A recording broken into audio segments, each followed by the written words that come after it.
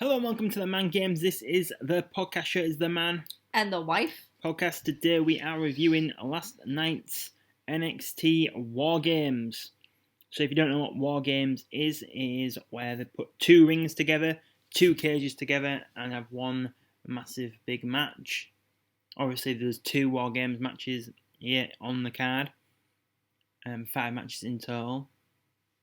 Can I ask who made up War Games? It was, I believe, Dusty Rhodes, perhaps. So it's originally a WCW thing. I was gonna say that. I feel like it's a WCW thing.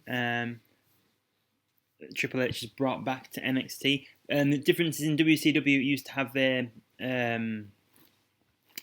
ceiling, should you say, or a roof, would you call it? I don't know. It used to be a top on the cell. Top of, yeah. Because I remember one year Kevin Nash goes to powerbomb Ric Flair and his head just keeps on bouncing off the top and he kept on falling back down. I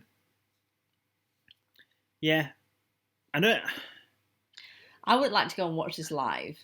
Well, I wouldn't like to go watch a cage match live. Yeah. Just I was thinking actually when watching this today that it's probably quite good that there's nobody in the arena really. Obviously I know there's few NXT people, but I think these sorts of matches just do much better on camera. Not that I've ever seen one live, but I know I just would get so distracted by the cage and I just wouldn't be able to concentrate. No, I do agree. I'd be annoyed. I do think, for me personally, before we actually go into the reviews, I do think these War Games matches are too long. Yeah, how long are these matches? The main event was 45 minutes. Yeah. And had 2 in one show as well. It's not I think Royal Rumble's quite long, but it's just that excitement, you don't know who's going to come in and those sorts of things. Yeah. But I did feel like the main event was very long. But we'll get into the show. But first, if this is your first time listening to the podcast show, please subscribe to the channel if you are listening here on YouTube and like this video if you're enjoying what you're listening to. And also check out the other podcasts out on the channel. So yeah, the first match was the Women's War Games match. Can you do a little rundown of how the matches work? Because obviously they don't all start on the thing. It's every. I think the first time is 5 minutes. There's two people in the. Yeah, there's 2 people starting the ring. Then after 5 minutes, another person comes in, and then every 3 minutes after that. And there's a disadvantage, isn't there, at some point? Yeah, so on NXT in the past couple of weeks, I'm just trying. Shotzi Blackheart won her ladder match, so they got the advantage. And the week before, Pete Dunne won a ladder match, so they would get the advantage. Right. Okay. So the teams were Team Candice. There was Candice LeRae, Dakota Kai, Raquel Gonzalez, and Toni Storm. They're going up against Shotzi Blackheart, Ember Moon, Rhea Ripley, and Io Shirai. Toni Storm, I think, looks absolutely awesome in this new heel character. Yeah, definitely. She's made to be a heel, isn't she? Yeah, she looks really good, I do think. I also thought Io Shirai's new ring gear looked really good as well. I did like that. I liked Candice LeRae's hair and her ring gear. Yeah, I'm not sure I like the new Rhea Ripley there. I don't know if I like this new more gothic version of her. All right. Yeah, when she was feuding with Charlotte, I think that's when I was probably most into her. Yeah. But yeah, I wouldn't say I've gone off her. I don't know. I don't know if it's with a change of look or something, but I don't know. She doesn't seem as important at the moment, should we say? Okay. So the match starts with Candice LeRae in the ring. Shotzi Blackheart comes down on her tank and sends a missile at the cage. Yeah, I just thought it was a bit funny. Sorry, it wasn't Candice. I meant to say Ember Moon. Sorry, it's Ember Moon and Dakota Kai. Dakota Kai. I thought that, and then I thought, oh no, I've written my notes wrong. But I was right. Yeah. So yeah, Kai and Moon start the match, and the next person to come in is Shotzi Blackheart. So after that's the only thing with it being such a long match, the beginning of the match is not anything that's very noteworthy, really. It's just sort of like wait for everyone to enter, and then it gets noteworthy, doesn't it? Yeah. So when Shotzi runs down, so they're in a cell at the top of the ramp, and when the timer goes, one of them comes out. So Shotzi comes out and she goes under the ring and she grabs a toolbox and a crowbar and brings that into the ring. Mm-hmm. 3 minutes later, Raquel Gonzalez comes in. Yep. Still, I would say these War Games matches are quite hard to take notes of and remember kind of what happens in what order. Yeah. Because after that, is it Rhea Ripley comes in after? Rhea Ripley comes in after that, and I think there's good camera work here because when Raquel Gonzalez sees Rhea Ripley coming down, she's like, you see the camera goes onto her and she's like, "I've been waiting for you." Yeah. In the ring, and I thought it was quite good. Yeah. Then next it's Toni Storm. She's the next person in, and she gets a load of kendo sticks and brings them in with her, doesn't she? Yeah. Yeah. My phone has like spell checked my question. I've written a question down for you. Okay. But it spell checked it to, what do you think to this more Gloria version of Oj Al-Ri? So I think it was meant to say, what do you think of this more gothic version of Rhea Ripley? But it has changed. Oh. So going back to my what you were saying earlier, yeah. I don't mind it. It's just, yeah. I feel like she keeps developing the character and make it darker and darker and darker. I think there's a point that she does need to stop. If that makes sense. Yeah, maybe, yeah. But I think I did enjoy her more when she was more of a badass rather than a gothic. Yeah, no, I agree, yeah. Yeah, I don't know. I feel like just being a badass, she just was really good at that. But we'll see where they go with her. Yeah. It'll be interesting. It's funny, I listened to her on Lillian Garcia's podcast recently, and she did say she thought she was going to get drafted in the last draft, but she didn't. But she said she wasn't bothered because she'd rather stay in NXT and work with the people that she's not worked there yet. Yeah. But yeah, you would have think with her WrestleMania 36 status, she would have thought, she would be like one of the next people to get called up. But apparently not. Yeah. So then next to the ring, it was Toni Storm. She goes under the ring and gets a handful of kendo sticks. Have I just said that?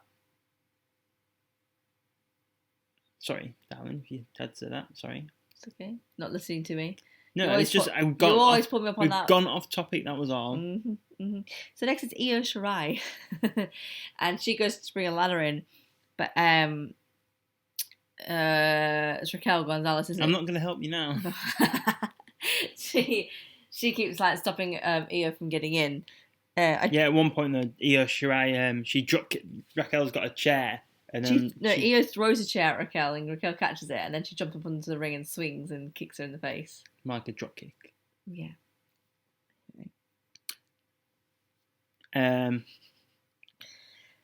So then Toni Storm locks Io out of the cage by tying her belt around it so she can't get in.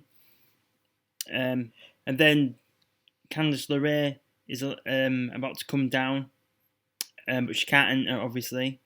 So there's a bit of a stare down there between Io and Candice. But then Indy Hartwell attacks Io Shirai, and then Candice enters enters War Games, and then Indy locks the cage. Yeah, so that Io still can't get in. Yeah. My notes say, surely the refs could have done something to stop this. Like, there's about 4 referees all just watching her, and they're just like, yeah, not my job. That's what they're doing, isn't it? That's not my job. Yeah, and then all the Team Candice start beating Shotzi down with the kendo sticks.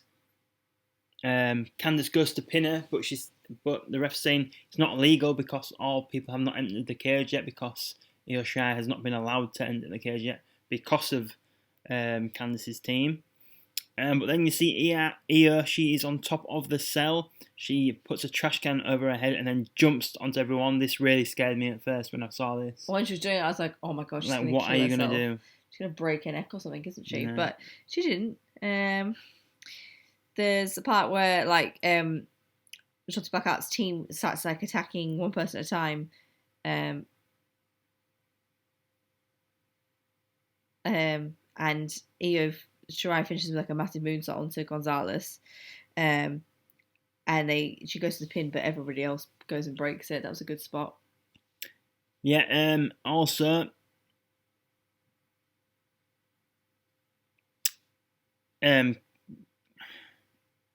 Dakota Kai puts Io into the trash can again. She's on the floor, and then Kai goes up and she hits a double stomp onto her, kind of like Finn Balor's cut of grass. But that just looked horrendous. Yeah. Like I just thought, like if somebody's in a trash can, like it's different. Like when Io jumped off the top of the cage with the trash can on, she was kind of like, I don't know. At least she's kind of in more control than you being in it, and then someone just jumps in and you're hoping you don't hit the wrong place. Yeah. And like, she tries to Dakota tries to pin her, doesn't she? But she's stuck in the trash can. Yeah, 'cause it's so bent on her and that. Yeah. Oh, that just looked just horrendous. The next spot was my spot of the night, to be fair. Ember Moon hits an eclipse onto Dakota Kai onto two chairs. I thought that looked really good. I couldn't even watch the playback of that. It looked so painful. But then Toni Storm, she hits a Storm Zero onto Moon onto another trash can. And now Shotzi Black, she climbs the ladder that got put into the ring. She goes to do a move onto Candice LeRae, but she moves herself. So then Shotzi hits the chairs. Now, I don't know for certain, but I just scrolling through the internet and it said that Candice LeRae broke her arm. So that's why she rolled out of the way of this spot, because she broke her arm. Oh, really? Yeah. But I don't know if that's true or not. That might be wrong. It's funny, I was actually scrolling through YouTube and I did see that like 3 people got injured at this War Games. Oh, wow. Well, it's not surprising, is it? But I didn't like click or anything. I just sort of... That's it. You've got Karrion Kross being out injured, Finn Balor injured, and then they're like, let's do War Games. Yeah. Well, it's not so could potentially 3 more people. Yeah. And also seeing Io Shirai do the move off the top rope that I didn't really quite like. Just made me think of Raw and Jeff Hardy. So if you missed last week's Raw, Jeff Hardy does a Swanton Bomb on top of the ring post to the outside onto Elias, which, doesn't sound that bad, but he does it. So he's diving over the steel steps. And he's just like... And he lands on the back of his head onto the steps. It's like, why did he do that? There's just no need to do that. And there was no room. Like, it was clear, like... Oh, yeah, it was clear on screen that he wasn't going to make it at all. Yeah, like, you could see, like, how much room there was, and you just thought, my God, what is he doing? On a Raw, an episode of Raw, it just wasn't worth it, was it? With no fans there. Yeah. It's like, you could have moved the steel steps at some point, or moved the table at some point to make that move safer. It's just... I don't know if he was like, I can make it. It's like, well, you can't, Jeff. Yeah. But anyway, back to War Games. So, getting now to more the end of the match. There's a ladder set up between both of the rings. Io does a moonsault onto Raquel, but she reverses it into a powerbomb, putting her through the ladder.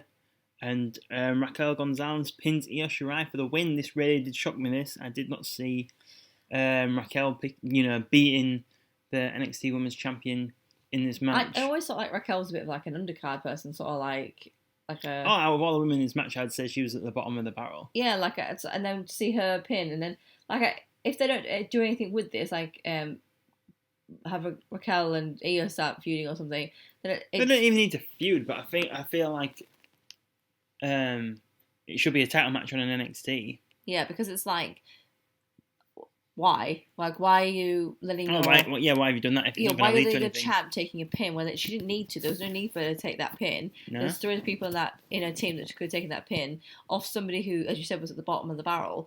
I just feel like it's unnecessary, so they need to do something with it. Otherwise, it just makes Io look crap, to be honest. Yeah, and Io's the best. Potentially she might be the best female wrestler in WWE at the moment. Yeah. At the moment. I'd say in WWE's TV, the top 2 women at the moment would be Io and Sasha Banks, definitely. Fair enough. Yeah. Well, the way they're being portrayed on TV at the moment, at least. Yeah. So that match went 35 minutes and 22 seconds. This was probably my match of the night, to be fair. Yeah, it was really good. The women sort of released... Is this the first the women have done a War Games? No, they did one last year. They did one. I wasn't sure. I couldn't remember. It was where Dakota Kai turned on Tegan Nox. I did remember. I was actually just thinking that earlier, so I did actually remember, and then it just fell out of my head again. But I don't feel like you need to do 2 War Games, and I don't see why the event needs to be called War Games neither, because like you kind of know, these 4 people have an issue with 4 other people because War Games are coming. Do you know what I mean? Right. So you'd rather just a War Games match happen because not a pay-per-view that makes it happen. Yeah. Yeah. Yeah, I don't see why there can't be a War Games match at, say, like, I know they're not travelling now, but like at a TakeOver Phoenix or Brooklyn or New York or whatever. Yeah. But yeah, that's just me.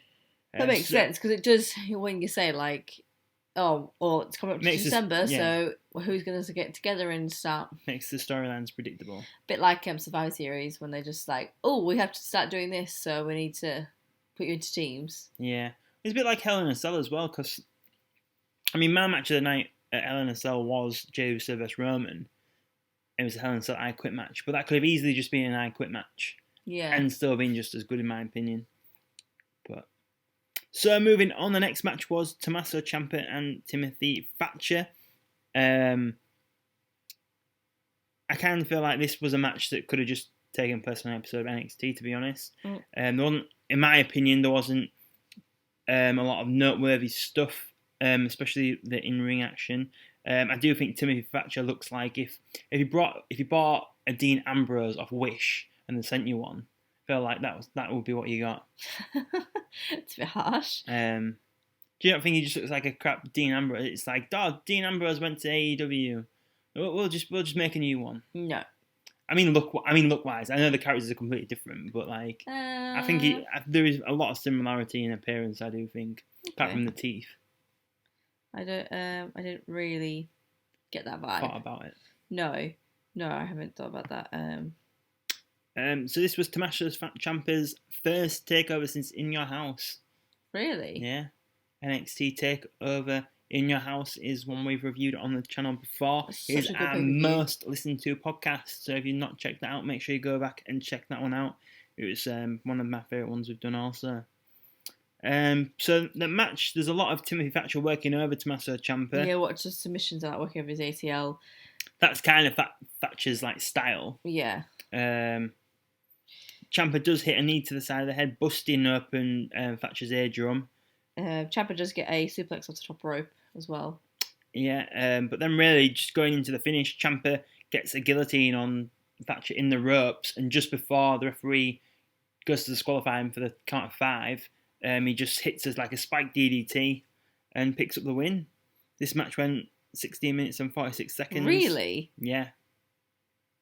That's the notes we've got for 16 minutes. Wow. Yeah. There just wasn't enough going on, was there? Like, well, I suppose it depends what style of wrestling you like. This was a bit more old school, a bit more slower. Not as like working over body parts, not as like no spots. Yeah, you could say the War Games matches are pretty like spot fest heavy. Mm-hmm. Same with like maybe like a Johnny Gargano match. They're quite spot heavy, aren't they? Yeah. But no, I think this match didn't need to be on the card. I feel like that could have just been at TakeOver. I don't feel there's enough storyline for it to be at a TakeOver, neither. But that's just my opinion.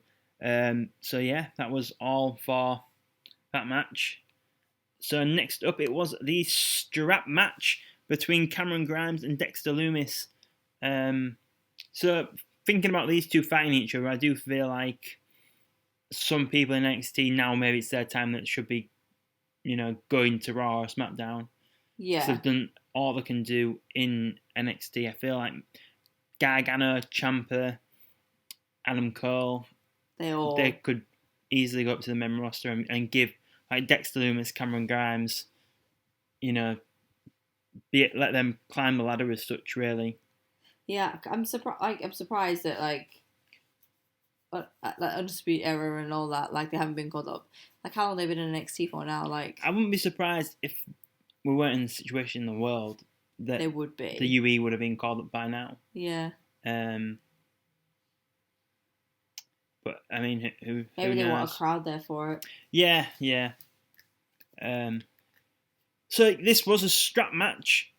I always think this sounds funny, a strap match. Well, they did have a blindfold match on an episode of NXT recently, and that was terrible. Is that why they kept covering each other's eyes with the strap? Because like every time they did that and throughout this match, they're like, to get the strap and cover someone's eyes. That's not going to hurt. It might be a bit frustrating. You couldn't see for 10 seconds, but surely it's not going to hurt.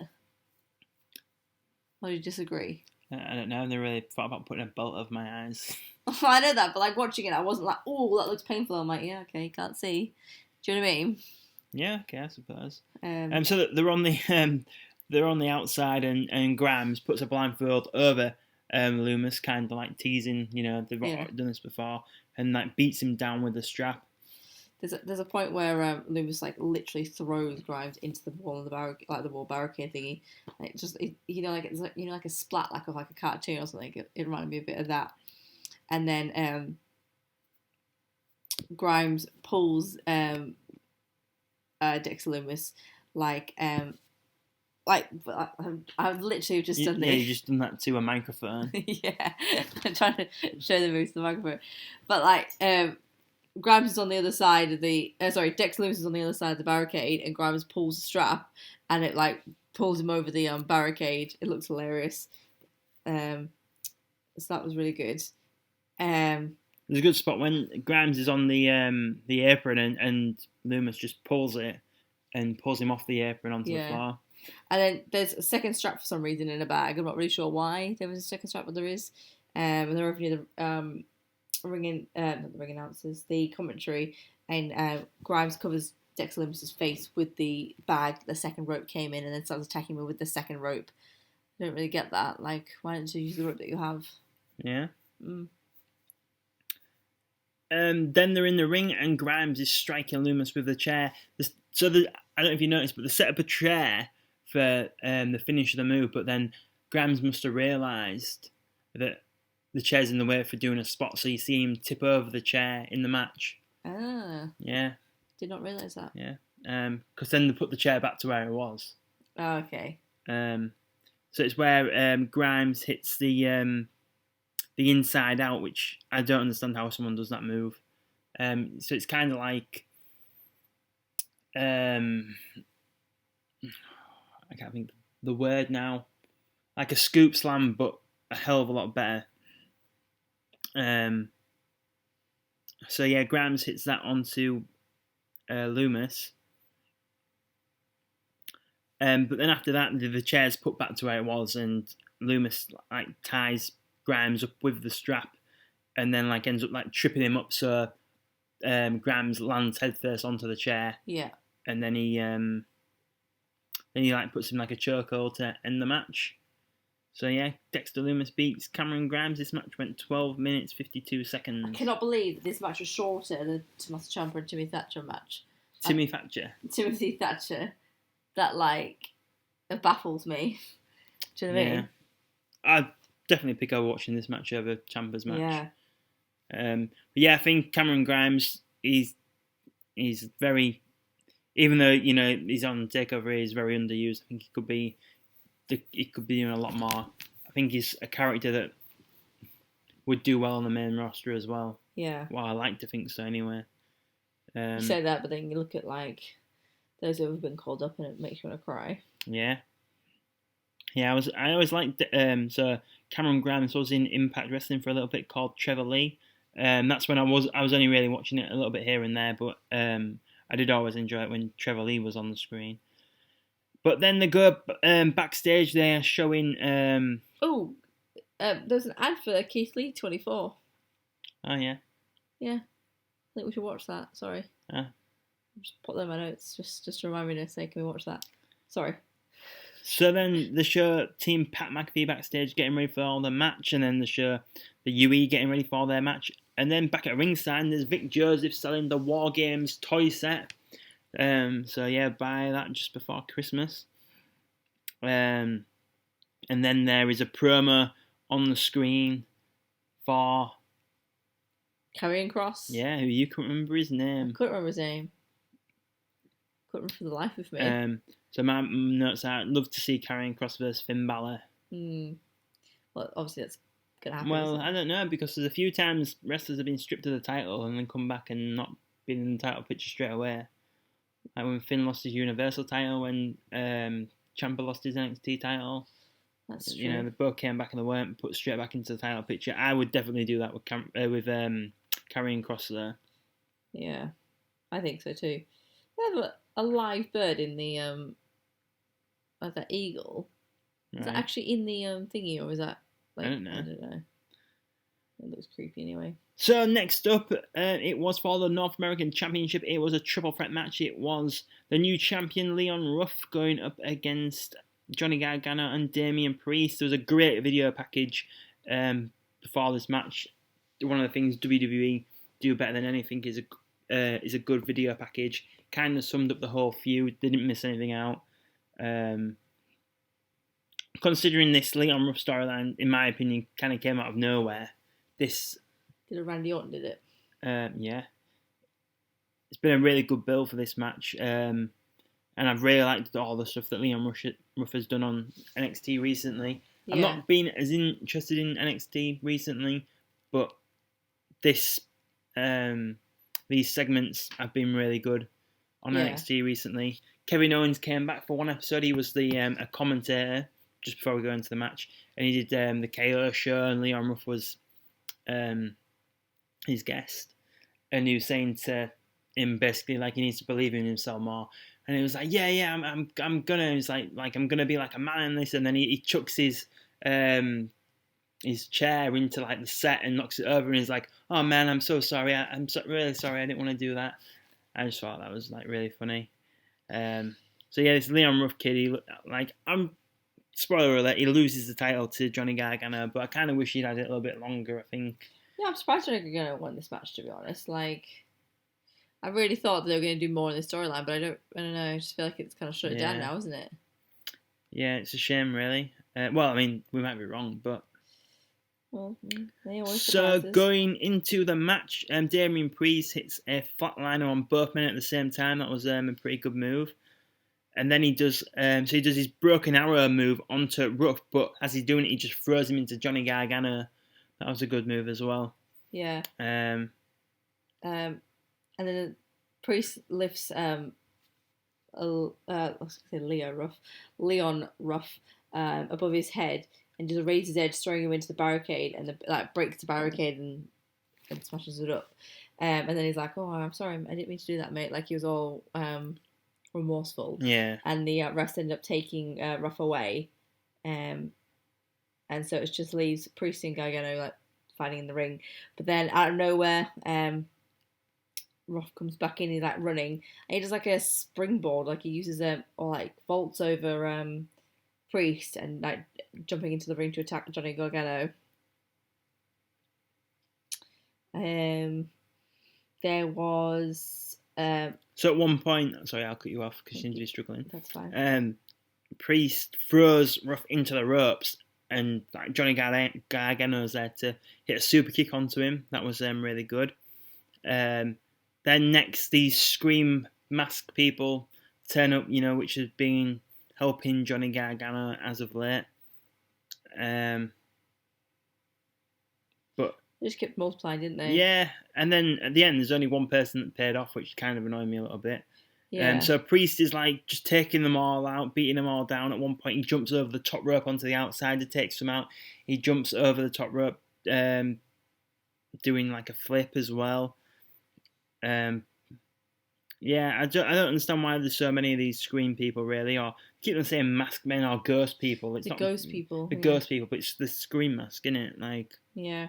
Then Priest does some sort of like spinning knee thing or kick or something onto Ruff, and it turns him like literally inside out. That looked brutal.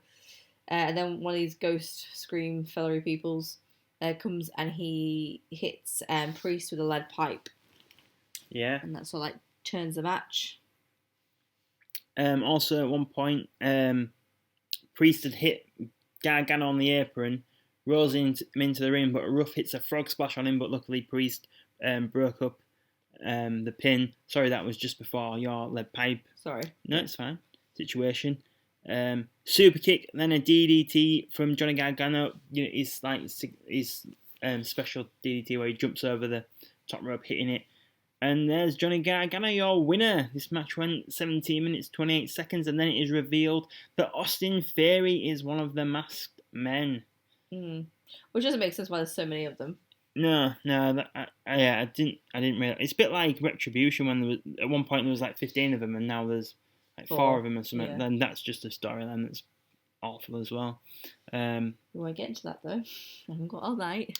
So now going into the men's War Games match. So it's Team Pat McAfee. So it's this new team. Pat McAfee, obviously, Pete Dunne, and the new NXT Tag Team Champions, Oney Lorcan and Danny Burch. I can't stand Pat McAfee, to be honest, which proves he's doing his job right, because I really don't like it. He just annoys me. Hate his promos, but it's probably him doing his job right is why I hate him so much. Do you know what I mean? Supposed to be heel, isn't he? It's like, when I was a kid, Kevin Nash and Scott Hall were heels, but I loved them because they were so cool at being heels. Do you know what I mean? Yeah. Whereas he's coming out being a heel, and I just want to slap him. Yeah. So yeah, Kyle O'Reilly and Pete Dunne start the match off. There's a lot of like technical wrestling going on, and then Oney Lorcan is the next to enter.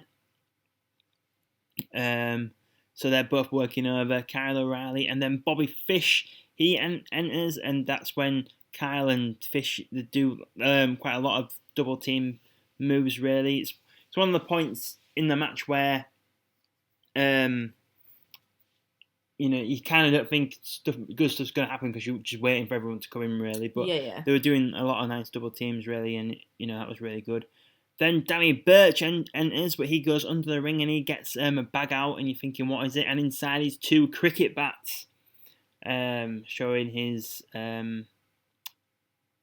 England, UK, what's the word? Lineage, would you say? Or, yeah, I suppose I could say that, yeah. And the commentators are pointing out that a cricket bat is more of a heavy weapon than a baseball bat there in the States. That's very true. Good point, actually. So yeah, I don't know what the move is, but at one point, like Pete Dunne puts like the cricket bat under the knee of I think Kyle O'Reilly, and then just like a half Boston Crab or something. Well, that's like pretty clever move to do. So then Strong, he comes in next. So they take him out straight away, but then he soon seems to come back and starts beating them all down, really. But now Pat McAfee, he is next to come down. Obviously he was going to be the last person to come in on their team because obviously he's not a proper wrestler. Yeah. And he gets one table out from the ring. It says Kyle O'Reilly. Then he gets another one that says Bobby Fish, Roderick Strong, Adam Cole. You can't see where that's going, really, don't you? Yeah. He hits a moonsault onto Roderick Strong, putting him through the table first. But then Adam Cole, he is the final guy out of the UE's corner. He comes in and he grabs a fire extinguisher. A fire extinguisher from under the ring. It's squirting all Team Pat McAfee with it. I've got. There's a point where I'm not sure which one it was. It was one of the bald fellas, Danny Burch or Oney Lorcan. Oney Lorcan. Oney Lorcan's got a beard. I couldn't see the top of their head, so I don't know which one it was. They do a really good net breaker. So I thought it was Danny Burch doing it onto Bobby Fish, but you seem to think it was Oney Lorcan, I think. So I don't know. One of the bald blokes. But that was a really good spot. Yeah, at one point, Pat McAfee puts the figure 4 leg lock on Adam Cole as well. Yeah. But Pete Dunne breaks a hold. Pete Dunne breaks a hold. I thought that like when Adam Cole's got the figure 4 on and stuff like that, how is a non-wrestler not just tapping out? Do you know what I mean? Like, it annoys me. Well, because Pat McAfee put it on Adam Cole. Oh. I thought, yeah. Maybe I got the wrong one. No. Yeah. There must have been a point then when Adam Cole gets Pat McAfee into a leg lock, because Pete Dunne definitely breaks the hold. That might be, that's not this point, though. Okay. But anyway. Unless Adam Cole might have reversed it and then, is that what you mean? Maybe. No, I'm shocked. I don't know. Pat McAfee definitely puts the figure 4 leg lock on Adam Cole because he's doing the woo for Ric Flair and all sorts. Adam Cole must have reversed it then. Anyway. So the UE go to put Dunn through the table onto Danny Burch, but it doesn't break. So they do like a power bomb Dunn onto Burch, but the table doesn't break. So then Strong climbs up and does a splash, breaking the table as he goes down. And then Adam Cole pushes Pat McAfee through the table from the top rope just shortly after that as well. Yeah, more or less straight after that. And then the UE, they beat down like Birch, Dunn, and Oney Lorcan all. Like, so they're in the ropes between the cage and they're just doing move after move after move, Yeah, they're taking sort of them doing down, like a beat down. Yeah, like one after the other, like running and like splashing them and hitting them and. But then before you know it, Pat McAfee's on top of the cage and he hits a swanton bomb, taking everyone out. I don't see why you need, because we've kind of had like a spot like this in the first match. I don't feel like you need two in one night. Yeah. But I would have, even though he's not a wrestler, I would have definitely picked this one over Io Shirai's, just because I feel like hers was a bit more dangerous, and yeah, I just don't like the fact she's jumping off the cage and she can't see where she's going or anything. Yeah. Adam Cole gets a net breaker to Dunn off the top rope, and then following that, Strong does a suplex to McAfee off the top rope as well. Yeah, Adam Cole goes to hit Pat McAfee with a chair, but he hits a low blow, showing another Ric Flair. Think he's a fan? He must be, yeah. Ric Flair was definitely, better heel than McAfee there. Oh yeah. Dunn gets a. Is it? I think it's got a bitter end. Now I'm not sure if that's what the commentators. It's his finish. Yeah. Okay. Yeah. A bitter end to Kyle O'Reilly, and then Adam Cole gets Pat McAfee with a super kick as he jumps off the top rope, and then a Panama Sunrise. Panama, Sunrise, and see, I don't think he should have kicked out of this move. No, I was about to say, and then he kicks out. I just think he should not have kicked out of that. No. Like that just makes that move look so weak now. Oh no, I completely agree. And when Peter Williams was doing this move called the Canadian Destroyer, I believe he was the first person to start doing it. He was definitely the first person that I started doing it. And like when I first started watching TNA, obviously it was people like Sting and Christian and Nash and Hall getting involved. That kind of got me watching it. But then when I'm watching Peter Williams do this move to Chris Sabin, that's like the kind of wrestling that made me like want to tune in more as well. Yeah. But now, like, loads of people are just doing the Canadian Destroyer all the time. Obviously, Cole calls it a Panama Sunrise. I just feel like this move needs to be more of a protective move, but everyone seems to just do it now. I don't know if it's a bit like, they think they're clever because I can do it as well kind of thing. Yeah. It's like even like Dustin Rhodes is doing it now. And it's just like, yeah. I feel like that move needs to be more of a protective move. Or if you're going to use it as the finish. Yeah, not let some non-wrestler, some NFL player. It's just stupid. But anyway, that's my opinion. Then there's like, oh sorry. I was just going to say, but after that, Cole goes to hit McAfee with his last call, but he moves, but he hits the move on Oney Lorcan anyway. And then Pete Dunne hits his finish, which is called the bitter end. The bitter end onto Adam Cole, onto like a chair. That looks pretty awful. And then my next note is literally bucket loads of spots, and I haven't been able to write them all down. Yeah, a lot started going on, and then now we're at the finish. So there's a chair placed over the face of Oney Lorcan. Kyle O'Reilly goes to the top rope, and he hits a knee onto it, and that beats Oney Lorcan. So Undisputed Era win. So they win. This match went 45 minutes and 1 second. Wow. How long was the women's match again? 33 minutes, I want to definitely say. for the women's War Game match. I think that definitely was the 35 minutes, sorry, 22 seconds. Yeah. This one was 10 minutes too long then.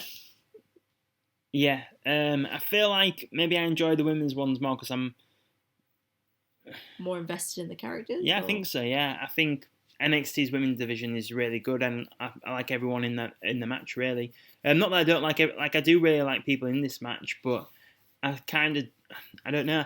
I don't feel like Pat McAfee's team is a big enough team yet to be in the main event of the pay-per-view. Like, there's not been enough build for them to be a threat to, like, the UE. Like, Undisputed Era is probably going to go down as maybe one of the best stables now. Do you know what I mean? They've been together for so long. They've done so much. You know, they're all had a championship belt at one time, like what Evolution did back in the day.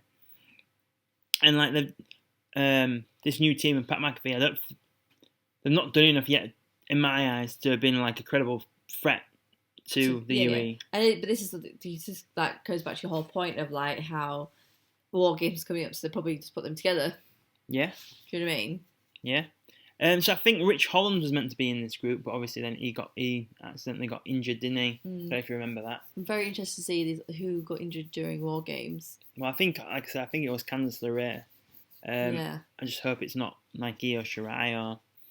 Well, it wouldn't surprise me if it was, just because, you know. So, before we end the show, any high points, low points?